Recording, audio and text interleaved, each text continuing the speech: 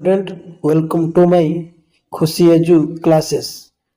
आज आम पद विन्यास विषय रे पढ़िबा। पद विन्यास क्या कहजिवो कही बोली पारे जे पचा चिंगुड़ी बिके से भल भाबरे कहवा जणा थिले खराब को मध्य भल भाबरे साब्यस्त करी हुए। कहवा जणा होउची वाक्य गढ़ार कौशल। तेबे शुद्ध वाक्य गढ़िबाकू हेले केतोटी विषय प्रति जत्न हेबाकू पड़ियो। कौन बोले आम शुद्ध वाक्य गढ़िया हेले आम कौन केतोटी विषय प्रति ध्यान देवा पड़ियो। सेगुड़िक है सेगुड़ी वाक्यर पद विन्यास बोली कुहा जाए ना नहीं। आम गोटे शुद्ध वाक्य गढ़िया हेले केतोटी विषय भित्ति आमको जत्नशील होगापाई पड़ी थाए। सेगुड़ी आम कौन कही था सेगुड़ी आम पद विन्यास बोली कही था। आस सेगुड़ी विषय रे पढ़िबा। प्रथमे कौन रामचंद्र रावण को बध करथिले। एठारे होउची रामचंद्र कर्ता करथिले क्रियापद ना नहीं। वाक्य आरंभ रे कर्ता शेष रे क्रियापद रही थाए ना नहीं। देखंतु रामचंद्र रावण को बध करथिले रामचंद्र होउची कर्ता ना नहीं। रावण बध करथिले होउचंती क्रियापद ना नहीं। आमे देखिलु वाक्य आरंभ रे कर्ता थाए वाक्य शेष रे क्रियापद रही थाए। तापर द्वितीय अक्षय गोटे भल गीत गाइले। एटारे गाइले क्रिया कर्म गीत गीत परे गाइले रही। गीत परे गाइले होउची क्रिया गीत होउची कर्म। सेतिबे कोन होला वाक्य रे क्रिया सकर्मक होइतिले। वाक्य क्रिया सकर्मक क्या कह जो क्रिया रे कर्म थाए ताहाको आमे सकर्मक कहि थाउ। कर्म पदटी क्रिया पूर्व बसे ना नहीं। वाक्य क्रिया सकर्मक होइतिले सकर्मक माने क्रिया को जो क्रिया रे कर्म थाए ताहाको सकर्मक कहि थाउ। सेतिबे कोन होला क्रिया पूर्व कर्म बसीला ना नहीं। सेतिबे कोन होला पंडित तृतीय रे कोन अछि पंडित शिष्य मानकु उपदेश देले। शिष्य मानक हूँ गौण कर्म उपदेश हूँ मुख्य कर्म। आम गौण कर्म मुख्य कर्म केमी चिन्हवा ना नहीं। गौण कर्म को कौटा को केमी चिन्हवा प्राणीवाचक विशेष्य ना नहीं। जो प्राणी वाचक विशेष्य को बुझाऊ आम से गौण कर्म बोली आम जाना ना नहीं। जोटा को वस्तुवाचक विशेष्य बुझेब से आम मुख्य कर्म बोली जाना ना नहीं। एटा कौन है प्राणीवाचक गौण सी प्राणी नाम को बुझाऊँ से शिष्य मानक है गौण कर्म। तापर गोटे उपदेश है कौन अच्छी गोटे वस्तुवाचक विशेष बुझाऊ मुख्य कर्म ना नहीं। वाक्य द्विकर्मक माने दीटा कर्म थिले द्विकर्म वाक्य द्विकर्मक माने दीटा कर्म थिले गौण कर्म बरे मुख्य कर्म व्यवहार कर। गौण कर्म होउची शिष्य मानकु मुख्य कर्म होउची उपदेश ना। वाक्य द्विकर्मक क्रिया थिले गौण कर्म परे मुख्य कर्म व्यवहार करा जाए। प्रथम कौन अच्छी हे भगवान मते रक्षा कर। द्वितीय रोचे मते शक्ति दियो प्रभु। प्रथम वाक्य रे भगवान द्वितीय वाक्य रे प्रभु संबोधन पद ना नहीं। प्रथम वाक्य रे कौन होची भगवान होची संबोधन पद द्वितीय वाक्य रे प्रभु मध्य संबोधन पद ना नहीं। वाक्य संबोधन पद आरंभ रे बा शेष रे रखा जाए ना नहीं। वाक्य संबोधन पद प्रथम वाक्य रे संबोधन पद भगवान वाक्य प्रथम रे रखा गला। द्वितीय वाक्य संबोधन पद प्रभु कौन होची शेष रे रखा गला ना नहीं। आज आम कौन जानलु वाक्य संबोधन पद वाक्य प्रथम बा शेष रे रही थाए। तापर कौन चतुर लोक सबुठी जीतती ना नहीं। चतुर लोक विशेषता प्रकाश करे चतुर लोकर विशेषता प्रकाश करे ना नहीं। से कौन वाक्य विशेषण पद विशेष पूर्व बसे ना नहीं। विशेषण पद किए विशेषण पद होची चतुर विशेष पद होची लोक ना नहीं। से कौन है विशेषण परे विशेष पद व्यवहार है सॉरी विशेषण परे विशेष पद व्यवहार है। ये कौन है विशेष पद पूर्व विशेषण व्यवहार देखा गला जेटा कहले आम से ठीक। विशेषण परे कौन हम विशेष व्यवहार हो पार विशेषण पूर्व विशेष पूर्व विशेषण व्यवहार हो।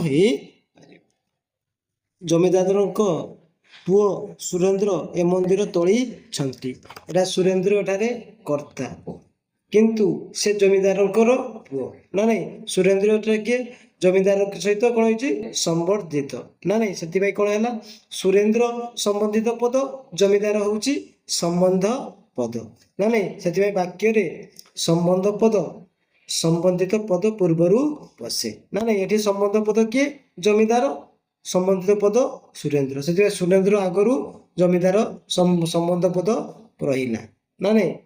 ତାପରେ ସକାଳେ କାମ ଆରମ୍ଭ ହୁଏ ନା ନାଇଁ, ସକାଳେ ଅଧିକରଣ କାରକ ବାକ୍ୟ ଆରମ୍ଭରେ ଅଛି ନା ନାଇଁ। ସକାଳେ ଏଠି କ'ଣ ହେଲା, ଏଠି ସକାଳେ ହେଉଛି ଅଧିକରଣ କାରକ, ସେଥିପାଇଁ ବାକ୍ୟ ଆରମ୍ଭରେ ହେଲା।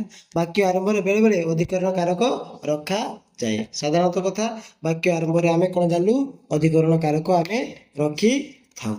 ଏହା କେବଳ ସମ୍ଭବ ହେବ କଠିନ ସମ ଦ୍ୱାରା। ଏଠି କ'ଣ ହେଲା କଠିନ ସମ ଦ୍ୱାରା ଉପରେ ଗୁରୁତ୍ୱ ଆରୋପିତ କରାଯାଇଛି ନା ନାଇଁ। ଗୁରୁତ୍ୱ ଆରୋପ ପାଇଁ ଯେକୌଣସି ପଦ ବାକ୍ୟ ଶେଷରେ ବସିପାରେ ନା ନାଇଁ। ଏଠି କ'ଣ କରାହେଲା କଠିନ ସମ ଦ୍ୱାରା ନା ନାଇଁ, କଠିନ ସମ ଦ୍ୱାରା କ'ଣ ହେଲା ସେ କାର୍ଯ୍ୟଟା କ'ଣ କରିବ ସମ୍ଭବ କରିପାରିବ, ସେଥିପାଇଁ କ'ଣ ହେଲା କଠିନ ସମ ଉପରେ ଗୁରୁତ୍ୱ ଆରୋପ କରାଯାଇଥିବାରୁ ଏ ବାକ୍ୟ ଶେଷରେ ରହିଲା ନା ନାଇଁ। ତାହେଲେ ତୁମର କାମ ହେଉଛି ଘର ଜଗିବା, ତୁମର କାମ ହେଉଛି ଉପରେ ଗୁରୁତ୍ୱ ଅଛି ନା ନାଇଁ, ଏଣୁ ଏହା ବାକ୍ୟ ଆରମ୍ଭରେ ରହିଛି ନା ନାଇଁ। ତୁମର କାମ ହେଉଛି ନା ନାଇଁ, ଏହା ଉପରେ ଗୁରୁତ୍ୱ ଆରୋପ କରାଗଲା, ସେଥିପାଇଁ ଏ ବାକ୍ୟ ଆରମ୍ଭରେ ରହିଲା ନା ନାଇଁ। ବାକ୍ୟ ଆରମ୍ଭରେ ଗୁରୁତ୍ୱ ଆରୋପିତ ପାଇଁ ଥିବା ବାକ୍ୟାଂଶ ବସିପାରେ ନା ନାଇଁ। ବାକ୍ୟ ଆରମ୍ଭରେ ଯଦି ଗୁରୁତ୍ୱ ଆରୋପିତ ହେଉଥିବା ବାକ୍ୟର ସେ ବାକ୍ୟାଂଶ ବସିପାରେ। ବାକ୍ୟରେ ଏକ ନିର୍ଦ୍ଦିଷ୍ଟ ବୁଝା ପଡୁଥିବା ନିର୍ଦ୍ଦିଷ୍ଟ ଅଂଶକୁ ବାକ୍ୟାଂଶ ବା ପଦ ସମୂହକୁ ବାକ୍ୟାଂଶ ବୋଲି କୁହାଯାଏ ନା ନାଇଁ। ଏଟା ତୁମର କାମ ହେଉଛି କ'ଣ ହେଉଛି ନିର୍ଦ୍ଦିଷ୍ଟ ଅଂଶକୁ ବୁଝାଉଛି, ଆଉ କ'ଣ ହେଉଛି ଆଉ ବୁଝା ମଧ୍ୟ ପଡୁଛି, ସେଥିପାଇଁ ଏହାକୁ ଆମେ ବାକ୍ୟାଂଶ କହିପାରିବୁ। ରମେଶଙ୍କ ବିନା ଏ କାମ ହୋଇପାରିବ ନାହିଁ, ରମେଶଙ୍କ ବିନା ଏ କାମ ହୋଇପାରିବ ନାହିଁ। ଏଠାରେ ବିନା ଅବୟ ପଦ ଓ ଏହା ରମେଶଙ୍କ ସହିତ ସମ୍ବନ୍ଧିତ ନା ନାଇଁ। ବାକ୍ୟରେ ପଦାନ୍ୱୟୀ ଅବୟ ସମ୍ବନ୍ଧିତ ପଦରେ ପରେ ବ୍ୟବହୃତ ହୋଇଥାଏ ନା ନାଇଁ। କ'ଣ ହେଇଥିଲା ଏଟା ରମେଶଙ୍କ ବିନା, ରମେଶଙ୍କର ବିନା ବିନା ହେଉଛି ଅବୟ, ରମେଶ ସହିତ ସମ୍ବନ୍ଧିତ ହେଇଥିବାରୁ ଏହା ପଦର ଅନ୍ୱୟର ସହିତ ସମ୍ବନ୍ଧିତ ପଦର ବ୍ୟବହୃତ ଦେଖାଗଲା। ବାପା ଜେଜେଙ୍କର ଓ ଜେଜେମାଙ୍କର ଯତ୍ନ ନିଅନ୍ତି, ବାପା ଜେଜେଙ୍କର ଯତ୍ନ ନିଅନ୍ତି, ଜେଜେମାଙ୍କର ଯତ୍ନ ନିଅନ୍ତି। ବାକ୍ୟରେ ବିଭିନ୍ନ ବ୍ୟକ୍ତିଙ୍କର ସମ୍ବନ୍ଧ ବୁଝାଇବାକୁ ହେଲେ ପ୍ରତ୍ୟେକ ସମ୍ବନ୍ଧ ପଦ ବିଭକ୍ତିଯୁକ୍ତ ହୁଏ। ଯେମିତି ବାପା କାହାଙ୍କର ମଧ୍ୟ ଯତ୍ନ ନିଅନ୍ତି, ଜେଜେଙ୍କର ଯତ୍ନ ନିଅନ୍ତି, ଏ ବ୍ୟକ୍ତିଙ୍କର ସମ୍ବନ୍ଧକୁ ବୁଝେଇଲା, ଗୋଟିଏ ବ୍ୟକ୍ତିଙ୍କର ସମ୍ବନ୍ଧକୁ ବୁଝେଇଲା। ଆଉ ଜେଜେ ମାଙ୍କର ଯତ୍ନ ନିଅନ୍ତି ନା ନାଇଁ ମଧ୍ୟ ଇଏ ଆଉ ଗୋଟେ ବ୍ୟକ୍ତିଙ୍କର ସମ୍ବନ୍ଧ ବୁଝେଇଲା, ସେଥିପାଇଁ ଇଏ ଏଠି କ'ଣ ହେଲା ପ୍ରତ୍ୟେକ ବ୍ୟକ୍ତିଙ୍କର ସମ୍ବନ୍ଧକୁ ବୁଝାଉଥିବାରୁ ଏ ପଦଟି ସମ୍ବନ୍ଧ ପଦଟି ବିଭକ୍ତିଯୁକ୍ତ ହେଲା। ଚନ୍ଦ୍ରମୋହନ କଟକ ଗଲା ନାହିଁ। ଦ୍ୱିତୀୟରେ କାଲି ତମେ ଘରେ ନଥିଲ ନା ନାଇଁ। ପ୍ରଥମ ବାକ୍ୟରେ ନାହିଁ ଗଲା ପରେ, ଦ୍ୱିତୀୟ ବାକ୍ୟରେ ନ ଥିଲା ପୂର୍ବରୁ ବସିଛି ନା ନାଇଁ। ଆମେ କ'ଣ ଜାଣିଲା ନାହିଁଟା କ'ଣ ହେଲା ପ୍ରଥମ ବାକ୍ୟରେ ନାହିଁଟା ଗଲା ପରେ, କ୍ରିୟାର ପରେ କ'ଣ ହେଲା ନାହିଁ ବସିଲା ନା ନାଇଁ। ତାପରେ ଦ୍ୱିତୀୟ ବାକ୍ୟରେ କ୍ରିୟାର ପୂର୍ବରୁ ନ ବସିଲା ନା ନାଇଁ। ଆମେ ଏଇଠୁ କ'ଣ ଜାଣିଲୁ ପ୍ରଥମ ବାକ୍ୟରେ ନାହିଁଟା କ୍ରିୟାର ପରେ ବସିଲା, ଦ୍ୱିତୀୟ ବାକ୍ୟରେ ନଟା କ୍ରିୟାର ପୂର୍ବରୁ ବସିଲା। ରାଘବ ସୁଦାମକୁ ବେତରେ ପିଟିଲେ, ରାଘବ ବେତରେ ସୁଦାମକୁ ପିଟିଲେ। ବାପା ଗୋପାଳକୁ ବହିଟିଏ ଦେଲେ, ବାପା ବହିଟିଏ ଗୋପାଳକୁ ଦେଲେ। ନରେଶ ବ୍ୟବସାୟରୁ ବହୁତ ରୋଜଗାର କରୁଛି, ନରେଶ ବହୁତ ରୋଜଗାର ବ୍ୟବସାୟରୁ କରୁଛି। ମିତା ଶିକ୍ଷକକୁ ଘରେ ଦେଖା କଲା, ମିତା ଘରେ ଶିକ୍ଷକକୁ ଦେଖା କଲା। ବାକ୍ୟରେ କରଣ ସମ୍ପ୍ରଦାନ ଉପାଦାନ ଓ ଅଧିକରଣ କାରକର ପଦ କର୍ମର ପରେ ବା ପୂର୍ବରୁ ବ୍ୟବହୃତ ହୋଇପାରେ ମାନେ ଆମେ ଏଠି କ'ଣ ଜାଣିଲୁ ବାକ୍ୟରେ କ'ଣ ହେଉଛି କରଣ ସମ୍ପ୍ରଦାନ ଉପାଦାନ ଅଧିକରଣ କାରକରେ କର୍ମର ପରେ ମଧ୍ୟ ବ୍ୟବହାର ହୋଇପାରିବ ବା ପୂର୍ବରୁ ମଧ୍ୟ ବ୍ୟବହାର ହୋଇପାରିବ ନା ନାଇଁ। ପ୍ରଥମ କର୍ମ ରହିପାରେ, ତାପରେ କ'ଣ ରହିପାରେ କରଣ ରହିପାରେ, ସମ୍ପ୍ରଦାନ ରହିପାରେ, ଉପାଦାନ ରହିପାରେ, ଅଧିକରଣ ରହିପାରେ। ନାଇଁ ତ ପ୍ରଥମେ କ'ଣ ରହିବ କରଣ ରହିବ, ସମ୍ପ୍ରଦାନ ରହିବ, ଉପାଦାନ ରହିବ, ଅଧିକରଣ ରହିବ, ତାପରେ କର୍ମ ରହିପାରେ। ଉଦାହରଣ ଯେମିତି ଦେଖ ରାଘବ ସୁଦାମକୁ ବେତରେ ପିଟିଲା, ମାନେ ସୁଦାମକୁ ହେଉଛି କର୍ମ, କର୍ମ ପରେ କ'ଣ ରହିଲା ବେତରେ ହେଉଛି ଅଧିକରଣ। ମାନେ ଆମେ କ'ଣ ପଢ଼ିଲୁ କର୍ମ ପରେ ମଧ୍ୟ କ'ଣ ରହିବ ଅଧିକରଣ ରହିପାରିବ, ଆଉ କ'ଣ ସମ୍ପ୍ରଦାନ ରହିପାରିବ, ଉପାଦାନ ରହିପାରିବ, କରଣ ରହିପାରିବ, तापर द्वितीय वाक्य कौन देखिले राघव बेतरे सुदामकर बेतर होउची अधिकरण कारक परे सुदामक होउची कर्म ना नहीं से कौन अधिकरण कारक परे मध्य कर्म रही पारिला। तापर आमे देखिबा घर घर उदाहरणटा मिता शिक्षक को घरे देखा कला मिता घरे शिक्षक को देखा कला ना नहीं एटा कौन अच्छी मिता शिक्षक को होउची कौन होउची कर्म घरे होउची मध्य कौन होउची अधिकरण ना नहीं कर्म पर अधिकरण व्यवहार ना नहीं कौन होउची तापर कौन होउची एठी कहले घर होउची अधिकरण कारक पर कर्म व्यवहार ना आमे कौन एठी जानि पालु अधिकरण संप्रदान उपादान करण पर कर्म व्यवहार पारिबो बा कर्म आगे कर्म तापरे कौन हम अधिकरण संप्रदान उपादान करण मध्य व्यवहार हो पार। आज पिलाने आज एतिक पर्यंत पढ़ा नेक्स्ट वीडियो रे आमे वाक्यर प्रकार भेद विषय पढ़ा।